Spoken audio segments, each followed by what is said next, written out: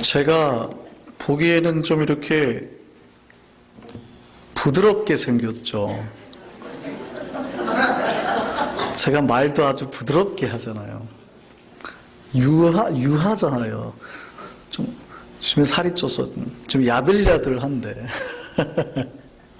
제가 운동은 굉장히 격한 운동을 좋아해요. 제가 고등학교 때부터 쿵우를 좀 했어요. 우슈. 근데 대학교 때는 킥복싱을 좀 했거든요. 그리고 지금 검도도 쳐다니고. 근데 킥복싱을 할 때 한참 하다가 막 심하게 몸끼리 막 부딪히죠. 좀 심하게 부딪히다가 발가락이 잘못 상대편 발에 부딪혀가지고 부러졌어요. 그래서 아직도 한쪽 가운데 발가락이 짧습니다. 안 자라가지고. 근데 그냥 갑자기 아파가지고 대련하다가 그러니까 관장님이 오더니 발가락을 잡고 이렇게 뺐다 넣었다 하는 거예요. 이렇게 그러더니 발가락이 빠진 것 같은데? 뭐 이러더니 만약에 내일 아침에 퉁퉁 부으면 병원에 가봐. 부러진 거야. 자고 일어났더니 다리가 뚱뚱 부었어요. 그러니까 부러진 다리 뼈를 잡고 삐리르 이렇게 한 거죠. 그럼 병원을 갔어요. 그러니까 깁스를 하더라고요. 반깁스를 해가지고 꼼짝 못하고 이제 다리 활동을 못하는 거예요. 그러니까 제가 그때는 거의 교회에 많이 있었는데 교회 방도 있었고 그러니까 뭐 청년들이 교회 거의 매일 있었어요. 방학 때 되고 이러면 막. 그래서 교회에 있었는데 할 일이 없잖아요. 그러니까 심심하니까 제가 만드는 걸 좋아하거든요. 그래서 프라모델 전투기 비행기 모델 이름 뭐 있잖아요. 그거를 갖다가 할 일이 없으니까 앉아서 만들려고 만드는데 이걸 잘 만들려면요 칼로 끝에를 예쁘게 이렇게 잘 다듬어줘야 아주 예쁘게 자국이 없이 만들어줍니다. 근데 그걸 하는데 뭐가 잘 안 잘려요. 안 잘려가지고 이렇게 하다가 탁 했는데 잘못해가지고 그냥 손가락을 확 뱄어요. 그러니까 상황이 얼마나 웃겨요. 아침에 병원에 갔다 왔죠. 그래가지고 오후에 또 잘렸는데 교회 바로 옆에 그 병원이라 선배들에게 엎혀가지고 그리고 병원을 갔더니 선생님이 정말 의사 선생님이 웃겨하죠. 얘 아침에 오더니 오후에 또 왔네. 그런데 여기를 이제 꿰매야 돼요. 여러 번 꿰맸어요. 꿰맸는데 병원에서 꿰매기 전에 뭘 하나를 더 해요. 뭔데요? 그랬더니 파상풍 주사를 맞아야 된대요. 파상풍 주사 뭔지 알죠? 녹슨 못이나 쇠 같은 데 베면 파상풍균이 있을 수 있어서 들어가면 죽을 수 있어요. 예전에 어떤 TV에 어떤 아주머니가 나왔는데 산에 등산을 했대요. 등산하다가 잠깐 넘어졌는데 넘어지고 돌아와가지고 갑자기 몸이 이상해요. 으슬으슬 춥고 몸살처럼 한 이틀 3일 앓다가 그냥 돌아가셨어요. 나중에 확인을 해보니까 이분이 넘어지면서 약간 뾰족한 거에 살짝 긁혔대요. 피가 살짝 난 거예요. 근데 그거를 몰랐던 거죠. 거기서 파상풍균이 감염이 됐어요. 그러니까 오래된 쇠 같은 데 긁히면 파상풍 주사를 꼭 맞으셔야 돼요.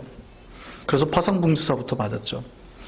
그리고 이제 오랜 시간이 지났습니다. 몇 년 전에 제가 일을 하다가 이렇게 건물 짓는 데 이런 데서 일을 좀 하다가 제가 도우다가 운동화를 신고 그냥 일을 했거든요. 근데 그런 데는 막 판자에 못 많잖아요. 잘못하고 뭐가 쑥 발에 밟히는데 못이 발바닥에 확 박힌 거예요. 그리고 또 병원을 갔어요. 병원을 갔더니 한다는 말이 파상풍 주사를 맞읍시다. 아니 저 파상풍 주사 맞았는데요. 언제 맞았는데요? 여차저차 갖고 맞은 지가 오래됐죠. 10년이 넘었죠. 10년이 훨씬 넘었죠. 그러면 또 맞아야 됩니다. 파상풍 주사 유효기간이 10년이래요. 또 맞았어요? 그런데 생각해 보세요. 제가 만약에 무슨 말씀이세요? 10년 전에 맞으면 됐지. 안 맞을래요? 그러면 어떻게 될까요? 죽을 수도 있습니다. 그렇죠? 만약에 그 못에 파상풍균이 묻어 있었다면 죽을 수도 있어요. 그러니까 내가 10년 전에 어떤 거를 공급받았다 그래가지고 10년이 지나서도 그게 있을 거라고 보장할 수 없잖아요. 여러분이 플루 주사를 맞죠. 플루 주사 얼마 만에 한 번씩 맞아요? 1년에 한 번씩 계절이 오면 맞잖아요. 맞아야 돼요. 안 맞으면 뭐 아파야죠. 심하게. 마찬가지입니다. 자동차 엔진 오일을 갈아줘야 돼요. 얼마마다 한 번씩 갈아줘야 되죠? 강집사님? 예, 적어도 5천에서 한 7천 마일 사이면 갈아줘야 돼요. 안 갈아줘도 된다. 안 갈아줘도 나가긴 나가요. 언젠가 차가 설지 몰라요. 조심하세요. 하이웨이 뛰시면 안 된다고요. 차가 언제 설지 몰라요. 왜냐하면 엔진이 이제 붙을지 모르거든요. 교체 주기적으로 갈아줘야 돼요. 어젯밤에 여러분 혹시 뷔페 가셨어요? 저녁에? 실컷 먹었어요? 막 정말 배 터지게 먹었어요? 그러면은 오늘 아침밥 안 드셔도 되겠네요. 오늘 점심도 뷔페인데 못 드시겠네요. 어젯밤에 실컷 먹었으니까. 그런가요? 예. 어떤 거는 길 수 있고, 어떤 한 달 만에, 어떤 분은 1년 만에 될 수도 있지만, 거의 대부분의 사람은, 스페셜한 경우를 빼고는요, 거의 대부분의 사람은 영적인 주기가 내가 밥 먹는 주기와 거의 비슷합니다. 무슨 얘기냐면, 우리가 은혜 공급 받은 거, 예전에 은혜 공급 받은 거 기억만으로 살 수 없다고요. 매일매일 반복해서 채워지지 않으면 돌아가던 기계가 멈추고 사람이 활동이 안 되고 병이 오고 심지어는 죽기까지 하는 거예요. 그런데 가끔 제가 그런 얘기를 들어요. 목사님, 제가 10년 전에 얼마나 어마어마한 은혜를 받은 줄 아세요? 제가 암이 걸렸는데요. 나았대요. 10년 전에. 제가 작년에 얼마나 어마어마한 경험을 했는지 아세요? 기도하는데 환상이 보였대요. 작년에. 제가 한 달 전에 얼마나 어마어마한 놀라운 일을 경험했는지 아세요? 기적이 일어나가지고 우리 아들이 치일 뻔했는데 그냥 아이가 치였는데 하나도 안 다쳤대요. 차에 치였는데. 언제요? 작년에. 요즘엔요? 오늘은요? 없대요. 생각해 보세요. 우리가 10년 전에 먹은 밥으로 살 수 있습니까? 1년 전에 먹은 음식으로 살 수 있냐고요. 어쩌냐게 여러분이 아무리 배 터지게 뷔페를 먹었어도요, 오늘 아침 되면 어제 배불러서 못 먹었던 고기가 생각나잖아요. 우리 영혼은 그와 똑같아요. 우리의 영혼은요, 얼마나 식충인지, 얼마나 주님의 은혜를 사모하고, 얼마나 갈급해하는지 몰라요. 여러분은 모르는데, 여러분의 영혼은 그렇게 갈급해해요. 그러니까 주님의 은혜가 없으면 못 산다고요. 배고프다고요. 근데 배고픈데, 배고픈 줄을 몰라요. 괜찮대요. 살아있으니까. 그러니까 일주일에 한 번 밥을 먹는 거예요. 그것도 한 끼. 여러분 일주일에 한 끼만 먹어보세요. 살아요, 못 살아요? 살지요. 목숨은 연명해요. 그런데 어떻게 살아요? 뼈에 가죽만 붙어있죠. 앙상하게 살아요. 제가 보기엔 너무 불쌍해요. 피골이 상접해서 사는데 그래도 살아있으니까 만족한대요. 괜찮아요, 목사님. 제가 얼마나 행복한지. 내가 이렇게 살아있잖아요. 근데 저는 너무 불쌍한 거예요. 이게 뭐 하시는 거예요, 도대체? 저는 그러는 거죠. 아니, 좀 잘 드시고, 매일 드시고, 막 가득가득 좀 드셔서 포동포동 윤기나게 사셔야지. 왜 피골이 상접해가지고 괜찮다고 하시는 거예요? 왜 10년 전에 은혜 받은 걸 가지고 아직도 울겨 먹으려고 그러세요? 교체를 안 해주잖아요? 병으로 죽을 수 있어요. 가다가 설 수 있다고요. 아사로 죽을 수 있어요. 여러분이 날마다 은혜로 공급되어야 되는 존재임을 기억하시기 바랍니다. 하나님께서 우리 신앙도 마찬가지예요. 우리가 은혜를 예전에 한번 받은 걸로 살 수 없다고요. 우리는 언제나 시험 들을 수 있는 존재예요. 연약한 존재라고요. 그러니까 내가 당연히 나는 시험 들 수밖에 없는 존재구나 생각해. 나는 요때가 되면 당연히 배고플 수밖에 없는 존재구나 하고 생각을 하셔야지. 어제 먹었으니까 나는 분명히 배가 안 고플 거야. 분명히 배가 안 고플 거야. 아무리 하셔도 배가 고프다니까요. 무슨 얘기인지 아시겠어요? 여러분이 은혜가 공급되어지고 끊임없이 하나님 앞에 사모하고 갈급하지 않으면 금방 시험 들어요. 10년 전에 은혜 받으신 분들 시험 더 빨리 들어요. 작년에 은혜 받으시고 은혜 안 받으신 분들 시험 들어요. 그러니까 우리는 시험 들 수밖에 없는 존재. 하나님 앞에 정말 은혜를 사모하지 않으면 금방 배고프고 힘들고 아이고 죽겠어요, 아이고 죽겠어요, 아이고 힘들어요 할 수밖에 없는 존재라고요. 근데 왜 그러고 있어요? 은혜를 사모하셔야죠. 은혜 받는 장소로 가셔야죠. 빨리빨리 가셔야 돼요. 신앙의 정도가 있어요. 어떤 사람은 10년이 지나도 괜찮은 사람이 있을 수 있어요. 아주 스페셜한 케이스. 일반적으로는 거의 매일 밥 먹는 주기와 비슷하게 은혜와 사랑이 공급되어야 된다고요. 괜찮은 줄 알고 무시하다가는요, 큰일 난다고요. 이스라엘 백성이 출애굽을 했습니다. 이집트에서 나왔어요. 그런데 보세요. 그들의 삶에 어떤 문제가 일어나냐면, 어떤 은혜가 주어졌냐면 10가지 재앙에서부터 벗어나는 은혜가 있었어요. 마지막 10번째 재앙은 뭐예요? 장자의 아들의 죽음이잖아요.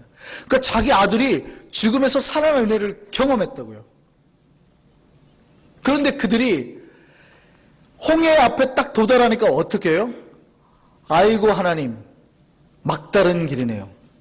근데 뒤를 딱 돌아보니까 이집트 군대가 막 몰려오잖아요. 죽이겠다고.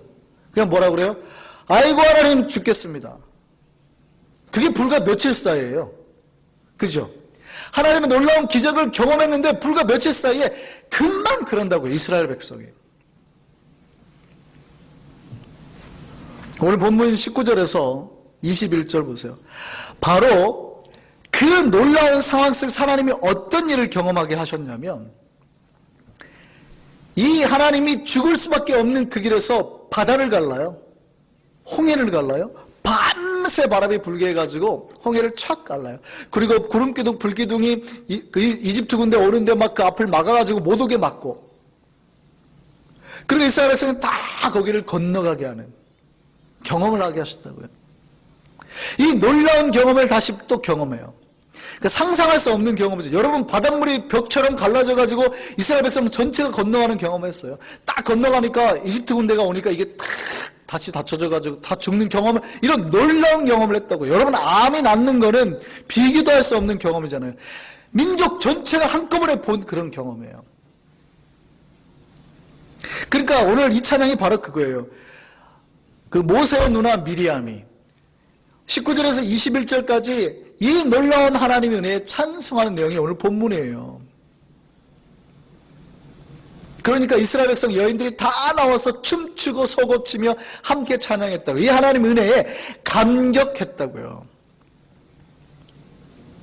그러면 이들이 그 하나님 은혜를 경험하고 삽니까?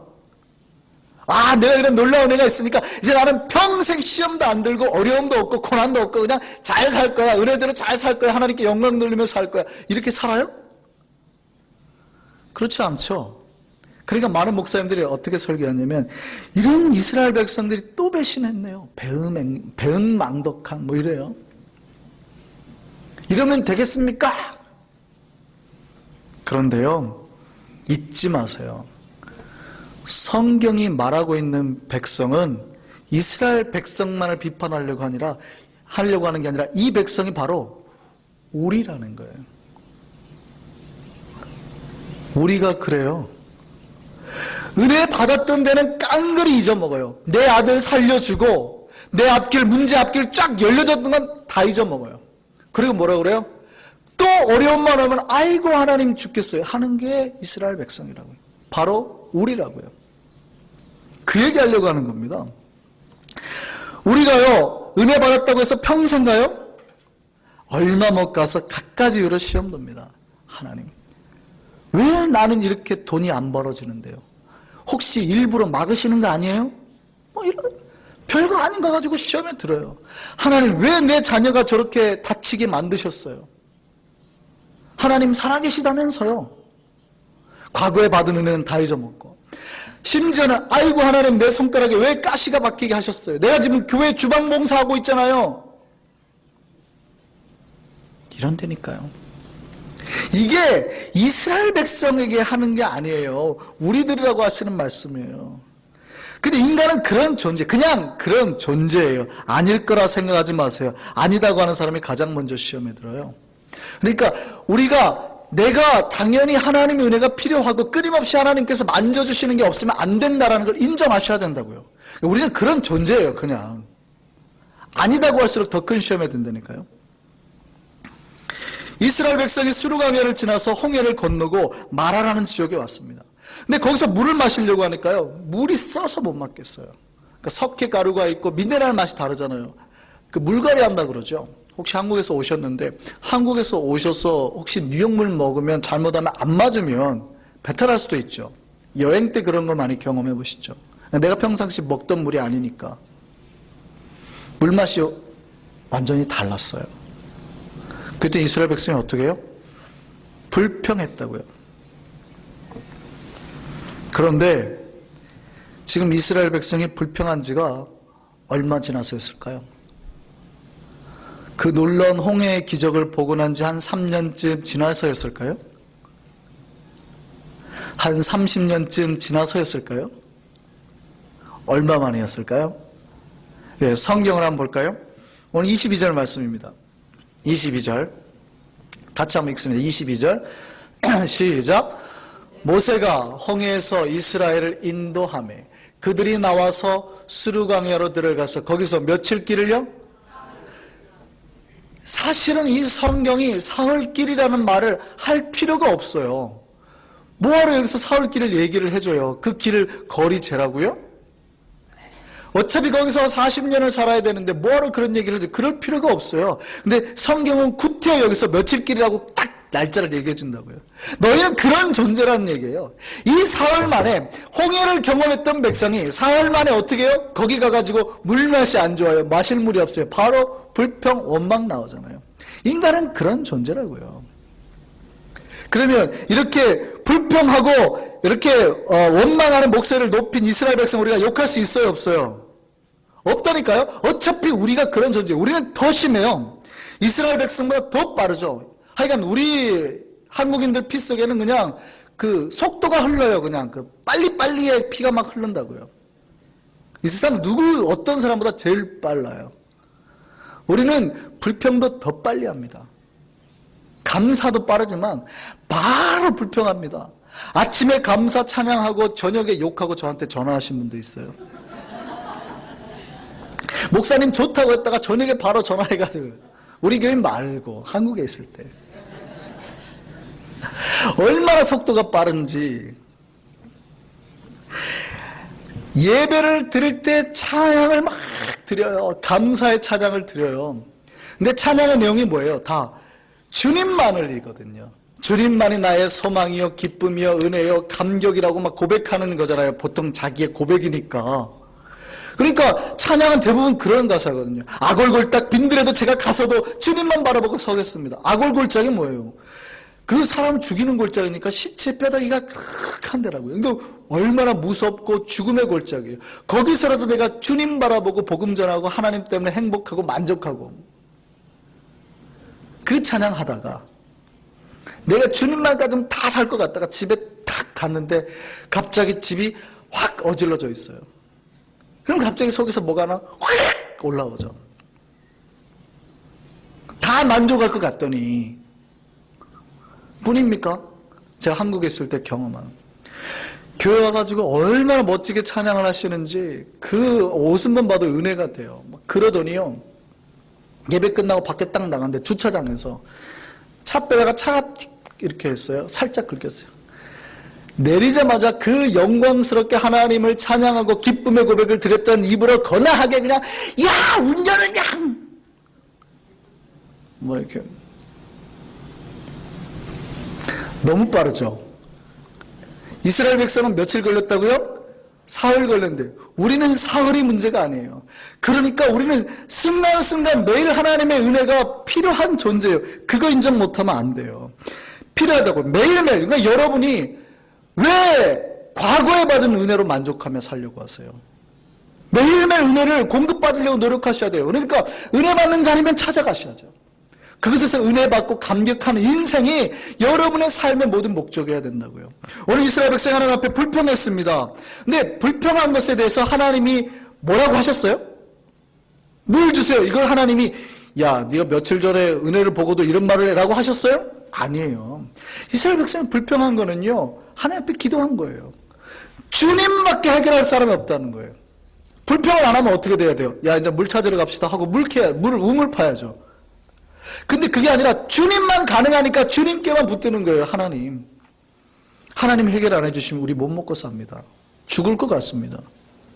주님만 의지하는 거예요. 하나님이 이거 기분 나빠하지 않으셨다고요. 이스라엘 백성이 원망하는 거 하나님 기분 나빠하셨어요? 안 하셨어요?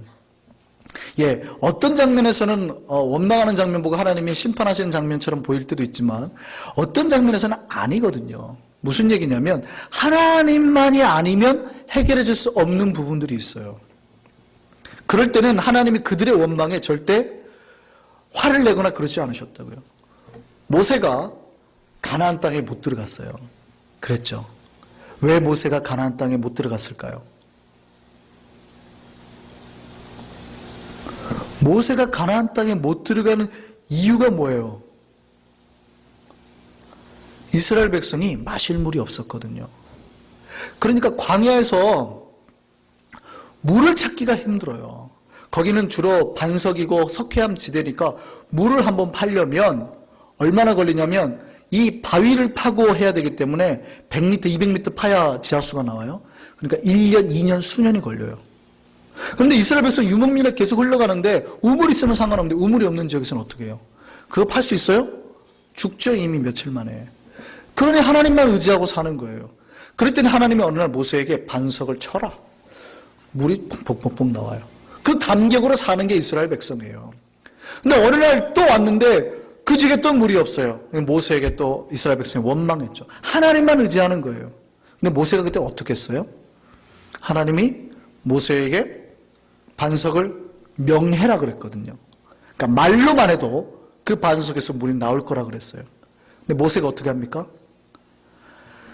너희는 왜 하나님을 믿지 못하느냐? 화를 내고 분을 내고 분명히 하나님 명하라고 그랬는데 과거의 기억을 더듬어서 반석을 2번 쳤다고요. 하나님이 불평한 이스라엘 백성을 싫어하지 않아요. 주님만 의지하는 거라니까요. 물 없으면 죽으니까. 고기 안 먹으면 살아요. 그러니까 고기 불평할 때는 하나님이 싫어하셨지만 물은 당연히 물이 없으면 어떻게 살아요? 그럼 하나님 앞에 바라는 거예요. 간구하는 거예요. 그럼 모세가 어떻게 해야 돼요? 하나님의 은혜와 사랑을 그대로 대변해야 되거든요. 모세가 그거 안 하고 화를 낸 거예요. 하나님의 사랑을 왜곡시켰다고요. 그래서 못 들어갔어요. 가나안 땅에. 이스라엘 백성이 불평한다 하나님 싫어하는 거 아니에요. 왜요? 인간은 당연히 그럴 존재니까 그냥 그렇게 인정을 해야 돼요. 우리는 날마다 하나님의 은혜가 아니면 살 수 없는 존재임을 인정을 해야 된다고요. 그럴 때 하나님의 은혜가 부어지고 하나님의 은혜가 부어지면 우리 안에 불평과 원망이 사라져요. 그런데 하나님의 은혜가 채워지지 않으면요, 우리 안에 뭐가요? 시험이, 우리 안에 문제가, 우리 안에 불평이, 우리 안에 질투가, 싸움이 발생한다고요. 10년 전에 은혜 받으셨어요? 빨리 새롭게 다시 은혜로 채우시기를 바랍니다. 하나님은요, 자기를 찾은 백성에게 앞에 있던 그 문제를 변화의 손길 가운데 새로운 은혜의 생명으로 바꿀 줄 믿습니다. 하나님이 이스라엘 백성들에게 어떻게 하셨냐면 모세가 이제 불평하니까 모세에게 옆에 있는 나뭇가지 하나를 따가지고 어때요? 물에 던지라 그러죠. 그러니까 그 쓴맛이 났던 물이 어떤 맛으로 변했어요? 단맛으로 변했어요. 그 나무가 뭘까 궁금해하지 마세요. 그 나무를 연구해서 나도 물 바꿔서 장사해보자 이런 거 하지 마세요. 중요한 건 그 나무가 아니에요. 어떤 나무라도 상관없어요. 하나님은 순종해가지고 이루시는 거거든요. 하나님의 능력이 그 안에 들어갔지 나무의 능력이 아니에요. 순종의 능력이에요. 여기서 근데 생각을 한번 해보시죠. 하나님이 왜 이런 일을 행하셨을까요? 왜 이런 시험거리를 두세요? 보세요. 가지 하나 던져서 쓴물을 단물로 바꿀 하나님이라면 어차피 이스라엘 백성이 그 지역 가면 물이 없을 줄 다 알잖아요. 그러면 하루 전날 미리 하나님께서 능력으로 싹 바꾸셔서 그냥 쓴물을 단물로 바꿔 놓으시지. 그러면 되잖아요. 그럼 이스라엘 백성이 불평도 없고 하나님 원망할 것도 없고 그냥 항상 만족과 기쁨 가운데 갈 거 아니에요. 그러면 되잖아요. 하나님 능력이 없는 거 아니니까. 내가 앞에 일어날 문제보다 단 하루만 먼저 가셔서 바꾸시면 내 삶에 문제 없이 형통을 거할 거 아닙니까? 그런데 왜 오늘 이스라엘 백성이 이런 문제를 만들어 놓으셨냐고요. 왜 그럴까요? 제가 미국에 왔더니 불편한 게 하나 있어요. 한국에서는 요즘에 이런 제품을 찾아볼 수가 없습니다. 이런 제품이 없어요. 한국은 세탁기가요, 다 문이 옆에 달렸습니다. 옆에. 드럼 세탁기예요. 근데 미국에 와서 봤더니요, 집에 세탁기를 못 놓잖아요. 그러니까 저기까지 가야 돼요. 그래서 봤더니 미국에는 아직도 뚜껑이 위로 열리는 세탁기가 있어요. 근데 이게 없으니까 얼마나 불편한지. 쓰다가 안 쓰니까. 비가 와도 빨래를 들고 저기까지 가야 되고. 아직까지 제가 적응이 안 돼서. 저희 가족. 그러다가 도저히 안 되겠다. 우리는 애가 셋이잖아요. 죄송합니다. 애가 넷이에요. 빨래가 그냥 한도 끝도 없이 나오거든요. 도저히 안 되겠다. 싼 거라도 하나 사자. 세탁기를 하나 샀는데 세탁기가 깜짝 놀랐어요. 그 안에 이 세탁기 안에 드럼통이요. 한국에서 우리 국 끓일 때 쓰는 찜통만 해요. 얼마나 작은지. 이만해요. 작아요. 그런 세탁기가 있어요. 그러니까 작은 세탁기예요. 그런데 그 세탁기가 들어오니까 아내가 감격을 해가지고요. 며칠 동안 감격을 해가지고 막 얼마나 감사한지 모르겠다. 얼마나 감사한지 모르겠다. 이 조그만 세탁기. 한국에서는요. 살라고 그래도 못 사요. 찾을 수가 없어요. 그런 세탁기를. 이런 세탁기의 장점이 있죠. 빨래를 돌리다가도 빨래를 넣을 수 있어요. 근데 드럼 세탁기의 단점이 있죠. 빨래를 돌리는 중간은 못 넣어요. 얼마나 감격해요. 저희는 빨래도 많이 나오는데 중간에 계속 넣을 수 있죠. 애들이 양말을 벗어도. 이거에 감격하게 만드신다고요. 있을 때는 몰랐죠. 있을 때는 몰라요. 여러분 앞길 하나님 매일매일 지켜주시니까 모르더라니까요. 여러분이 오랜 동안 하나님이 지켜주셔서 이렇게 편안하게 왔는데 감사를 못하더라니까요. 여러분이 어제도 하나님께서 위로함과 기쁨과 복으로 채우셔서 여러분 삶에 문제가 없게 만드셨는데 모르더라니까요. 여러분 어젯밤에 하나님 여러분이 얼마나 복 주셨는지 아십니까? 상상할 수 없는 복을 주셨죠. 여러분은 몰라요. 하루 전날 움직여가지고 이렇게 바꿔놨더니 모르더라니까요. 사람들이. 그러니까 가끔 하나님이 한 번씩 안 하시는 거예요. 왜요? 알으라고. 그리고 감사하는 인생을 살라고요. 감격하는 인생을 살라고. 미리미리 해줬더니 고마운 줄을 몰라 해요. 그러니까 한 번은 어떻게 해요? 깨닫고 해주시는 거예요. 깨닫고. 망하게 하려고요? 아니요. 깨닫게 하시는 거예요. 내가 너희와 함께 했는데 함께 한 줄 모르더라, 니네. 내가 홍해도 가르고 막 했는데 금방 까먹더라. 우리는 그런 존재예요. 오늘 본문 한번 다시 한번 볼까요? 오늘 25절 마지막에 하나님 뭐라 그래요? 그들을 뭐 해요? 시험하실세. 뭐라고 되어 있어요? 그들을 시험하실세. 26절 읽습니다. 시작. 이르시되 너희가 너희 하나님 나 여호와의 말을 들어 순종하고 내가 보기에 의를 행하며 내 계명에 귀를 기울이며 내 모든 규례를 지키면 내가 애굽 사람에게 내린 모든 질병 중 하나라도 너희에게 내리지 아니하리니 나는 너희를 치료하는 여호와입니다. 하나님 이런 고난을 주신 이유가 뭐예요? 순종하고 지켜서 우리에게 복 주시려고. 그러니까 내가 너희와 함께하는 거 믿고 너희가 내 말에 순종하고 내 뜻대로 살게 만들려고 해요. 그렇게 살기만 하면 내가 다른 사람에게 내렸던 어떠한 질병도 너희에게 안 내릴게. 나는 너희를 치료하는 하나님이다. 이거 알려주려고요. 그러니까 치료하는 하나님 이름이 뭐예요? 여호와 라파. 우리를 치료하시는 하나님을 알려주려고, 우리를 복주시는 하나님을 알려주려고요. 우리를 위해서 날마다 행복과 만족과 기쁨과 사랑을 베푸시는 하나님을 알게 하려고, 그 하나님을 깨달을 수 있는 우리가 되기를 바랍니다. 두 번째 이유가 있어요. 첫 번째는 그 하나님을 알게 하려고, 두 번째 이유가 있어요. 뭐냐면요, 우리가 시험받고 상처받는 이 주기를 늘리시려고. 그러니까 예전에는 얼마나 속도가 빠른지 바로 은혜 받고 뒤돌아서 상처를 받았다면, 이제는 이 상처받는 주기를 늘리시려고 하는, 무슨 얘기냐면 강하게 하시려고. 2006년도에요 70개국 2,000명 과학자들이 모였습니다. 국제 연구 프로젝트를 했는데요, 해양생물 센서스예요. Census of Marine Life 해가지고 뭐 바다에 사는 생물 중에서 생물 종들을 다 연구한 거예요. 그중 500종을 찾아냈는데요, 아주 특이한 생물 하나를 발견해냈습니다. 뭐냐면 새우인데, 새우가, 여기는 화씨로 말을 해야 되죠. 보통 섭씨 100도면 물이 끓잖아요. 화씨면 한 210도 되나요? 210도면 물이 끓어요. 그러면 물이 끓는 물에 새우를 탁 넣으면 어떻게 될까요? 210도 되는 물에 넣으면. 안 해보셨어요? 새우 색깔이 바뀌어요. 빨갛게. 그리고 이렇게 약간 펴져 있던 새우가 계속 구부러져요. 그치요? 삶아진다는 얘기예요. 그 새우가 익어요.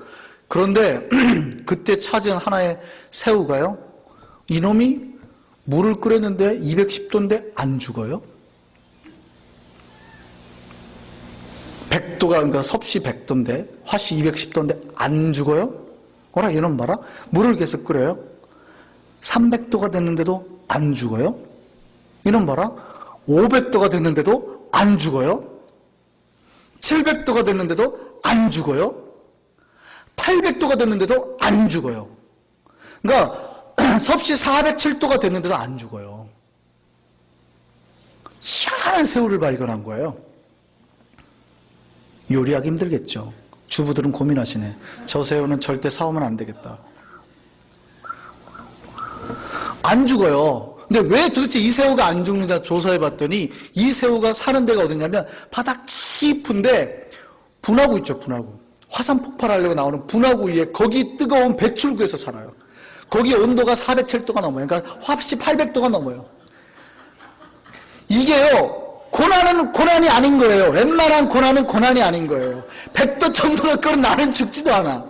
나는 200도가 돼도 죽지도 않아. 300도가 돼도 죽지도 않아. 이게 고난이 아니어야 돼요. 물이 한 40, 50도, 따뜻하다. 이 정도는 뜨겁지도 않아요. 한 800도 돼야, 이러는 거예요.